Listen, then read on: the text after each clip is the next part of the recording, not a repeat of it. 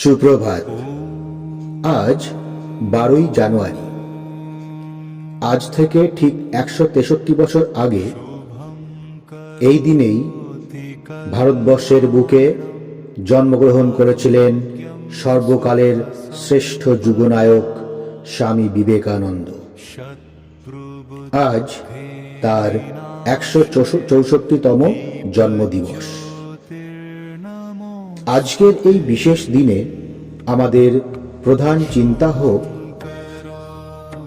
সকল কাজের আগে ইষ্টনিষ্ঠা অক্ষুণ্ণ রাখিও। আজকের দিনের জন্য মহারাজের উপদেশ, সময় সময় আমাদের মনে হয় যে মনোনীত আদর্শ যেন বহু দূরে, হয়তো কোনো দিন ইহার কাছে পৌঁছিতে পারিব না।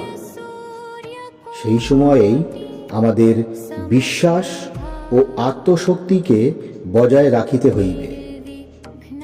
যাহারা ইষ্টের প্রতি অবিচলিত ভক্তি রাখিয়া সাহস অবলম্বন করিয়া চলে, তাহারাই জয়ী হইতে পারে।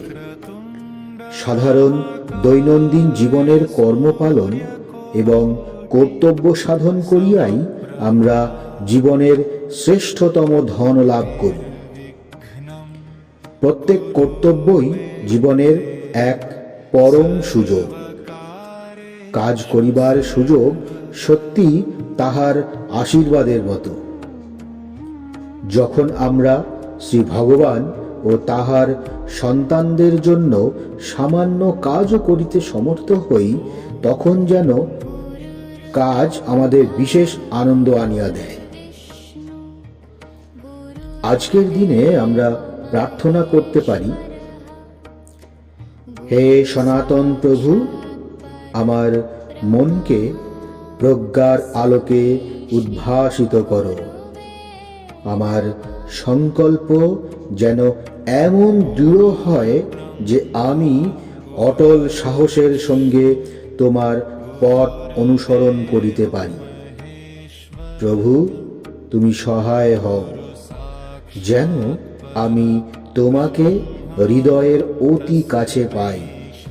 আমাকে শিখাও কেমন করিয়া তোমার প্রতি একান্তভাবে নির্ভর করিব এবং কখনো নিজের ইচ্ছার দাস হইব না।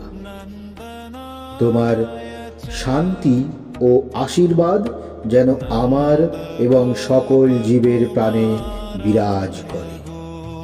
প্রণাম। জয়তু শ্রীরামকৃষ্ণ। জয় স্বামীজি।